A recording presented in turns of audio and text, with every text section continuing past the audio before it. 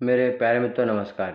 आज हम पढ़ेंगे लेक्चर नंबर 2 और आज हम पढ़ेंगे about syllabus of automatic process control यानी प्रोसेस डायनामिक्स एंड कंट्रोल, और साथ में हम डिप्लोमा के साथ हम गेट एग्ज़ाम का सिलेबस भी देखेंगे। ठीक, तो ये सिलेबस जो हमने बनाया हुआ है स्पेशली डिप्लोमा के लिए, बीएससी के लिए एक एवरेज सिलेबस है और इस सिलेबस का 4 गुना ज़्यादा हम डिलीवर करेंगे आपके लिए। हम एवरी टॉपिक जो पढ़ाएंगे थ्योरेटिकल और साथ में न्यूमेरिकल कराएंगे आपको और प्रीवियस ईयर क्वेश्चन कराएंगे, तो बहुत ही मज़ा आने वाला है। आइए हम स्टार्ट करते हैं आज का लेक्चर।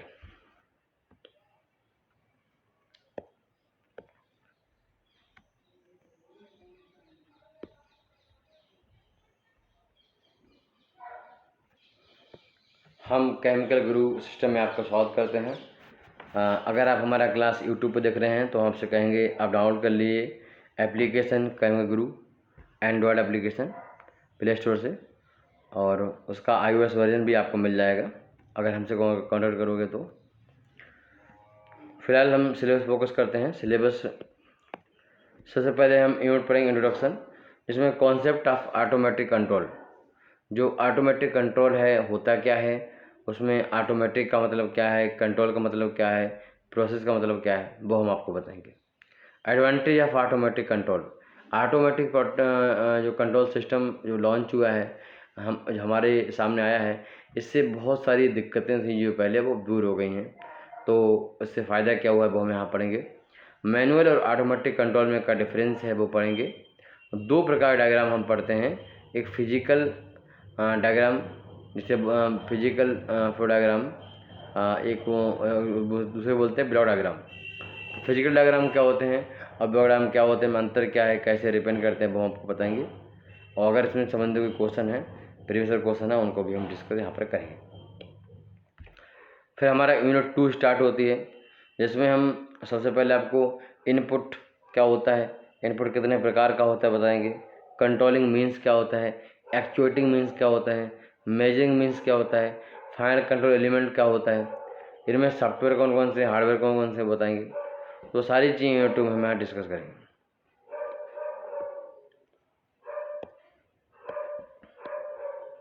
फिर कहानी शुरू होगी यूनिट 3 की। तो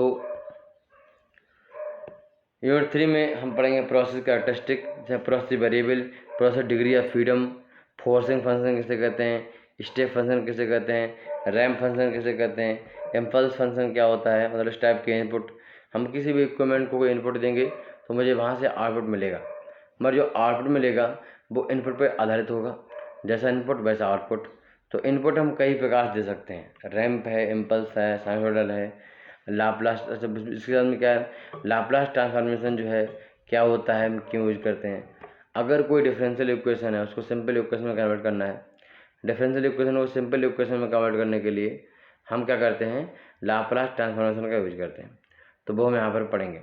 एलिमेंट ऑफ प्रोसेस डायनेमिक्स के बारे में हम चौथाई में पढ़ेंगे, इसमें टाइम कॉन्स्टेंट क्या है, फिर ऑसिलेटरी एलिमेंट किसे कहते हैं, determine the system of function, transfer function of following. देखो क्या है, हम ट्रांसफ़र फंक्शन निकालेंगे।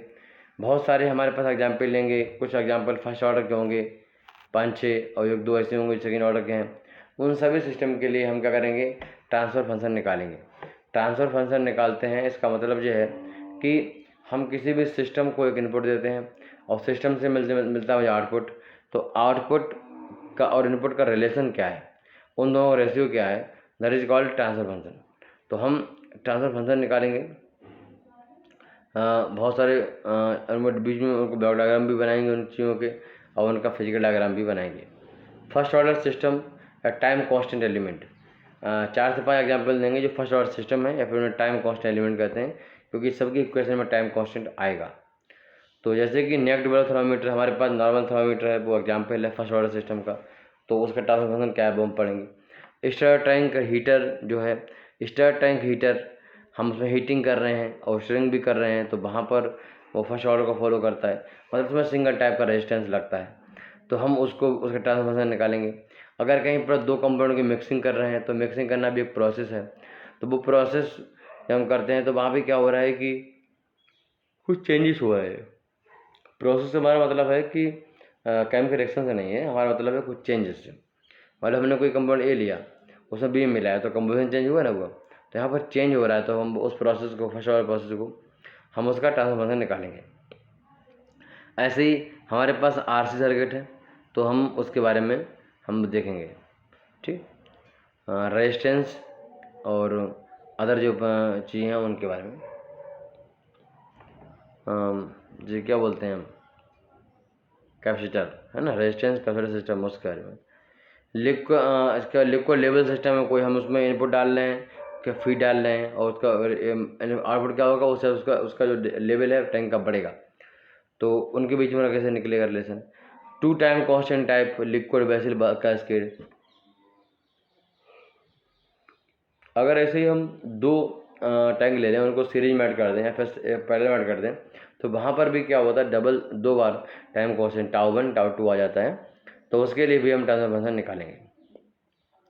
उसमें दो प्रकार होते हैं, एक नॉन इंटरेक्टिंग और एक इंटरेक्टिंग। तो वो दो प्रकार हो सकते हैं। जो नॉन इंटरेक्टिंग है उसको हम नॉन कास्केड सिस्टम बोलते हैं। ठीक, इसमें एक मटेरियल आएगा फिर दूसरे में जाएगा। ठीक, तो वो दूसरे का इफेक्ट पहले नहीं पड़ता है, पहले दूसरे में नहीं पड़ता है, तो बोलते हैं नॉन इंटरेक्टिंग। मतलब अगर आप पहले में लेवल डाल रहे हो और दूसरे में मतलब पहले सिस्टम का, पहले टैंक का दूसरे टैंक से कोई लेवल आपस में कोई ज़्यादा ज़्यादा रिलेशन नहीं है। ठीक, तो इस वजह से उसको हम क्या बोलते हैं, नॉन कास्केड। इसके अलावा इंटरेक्टिंग, फिर हम पढ़ेंगे सेकेंड ऑर्डर सिस्टम और ऑसिलेटरी टाइप सिस्टम। जैसे कहा है कि जो हम थर्मामीटर लिया करते थे, उसमें बल्ब उसमें हम थर्मोवेल बना लेंगे, मतलब उसमें हम बेट वाला थर्मामीटर निकालने के लिए यूज करते हैं, तो अब उसके लिए निकालेंगे ट्रांसफर फंक्शन, तो वो हमारे सामने आएगा। मगर का डैम्पर एग्जाम्पल देंगे। Response of first order system to step input, ramp input, impulse, हम डिफरेंट इनपुट देंगे और उसके आधार पर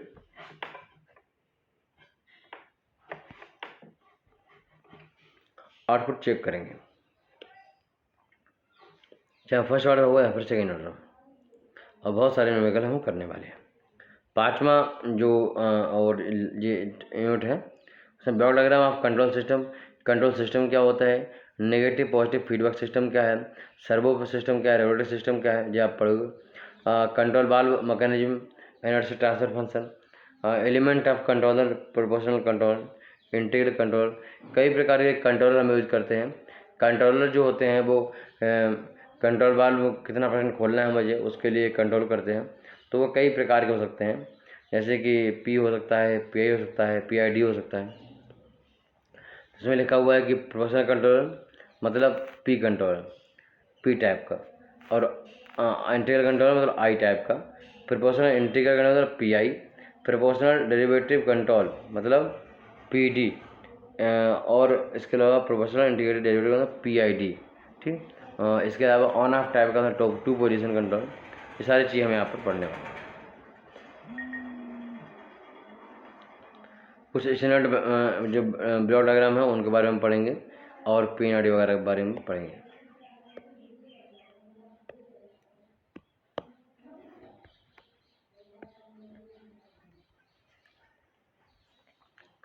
इसके अलावा क्या है, ओवरऑल ट्रांसफर फंक्शन हम किसी भी सिंगल लूप सिस्टम के लिए निकालेंगे।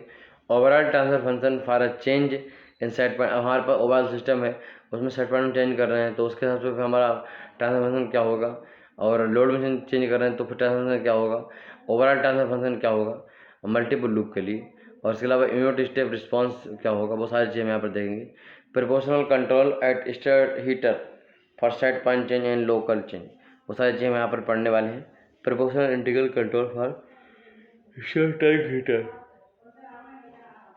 वो हम यहाँ पर देखेंगे और ये सब चीज़ देखेंगे। लास्ट में हम जो पीएलसी क्या है, डीसीएस क्या है, उसका एक आइडिया देंगे, ये डेफिनेशन आपको समझाएंगे और यहीं पर ये खत्म हो जाएगा। गेट का सिलेबस देखते हैं आपको। Measurement of process variable, process variable में टेम्परेचर है, प्रेशर है, सबका मेजरमेंट कैसे करते हैं, कौन से इक्विपमेंट हैं वो आपको हम लिखवा देंगे। सेंसर और ट्रांसड्यूसर, पीएनआईडी इक्विपमेंट सिंबल प्रोसेस, ठीक है। पीएनआईडी में बहुत सारे इक्विपमेंट हैं, उनका सिंबल क्या है, बहुत सारी चीज़ समझाएंगे। मॉडलिंग और लिनियराइजेशन जो क्या है, transfer functions and dynamic response of various system. ठीक, तो ट्रांसफर फंक्शन हम निकालने की कोशिश करेंगे। कह रहे हैं कि इनवर्स रिस्पॉन्स हम फाइंड आउट करेंगे, प्रोसेस रिएक्शन कर्व हम फाइंड आउट करेंगे, कंट्रोल मॉडल PID का इन सब का कंट्रोल मॉडल आपको जानना है, मतलब भाई आपको पढ़ना है, और ट्रांसड्यूसर डायनेमिक्स क्या है उनकी बारे में समझेंगे, analysis of close loop system including stability, frequency response, control और tuning, cascade and feed forward control. तो सिलेबस था, ये सिलेबस आपके डिप्लोमा सिलेबस से मिलता जुलता ही है, और हम इस तरीके से आपको कराएंगे कि कोई भी टॉपिक छोड़ने वाला नहीं है। ठीक, फीस दिखा रहा है 1000, घटा के अब 800 कर दिया गया है, तो फीस बहुत ही कम कर दिया गया है। आप लोग ज्वाइन करें, अपने फ्रेंड्स को बोलें कि वो लोग ज्वाइन करें, और बहुत ही बेहतरीन तरीके से हम आपको पढ़ाने वाले हैं।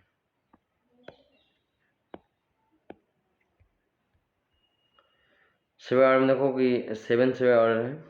हमने केमिकल इंजीनियरिंग का 10 सर्वे पूरे कर चुके हैं, जैसे कि FM हो गया, MEB हो गया, CRE हो गया, ST हो गया, CT हो गया, M हो गया, MT हो गया, सारी चीज़ें पूरी हो गई हैं, तो आप कोई भी सर्वे से ले सकते हो। फिर मिलते हैं नेक्स्ट क्लास में, तब तक नमस्कार।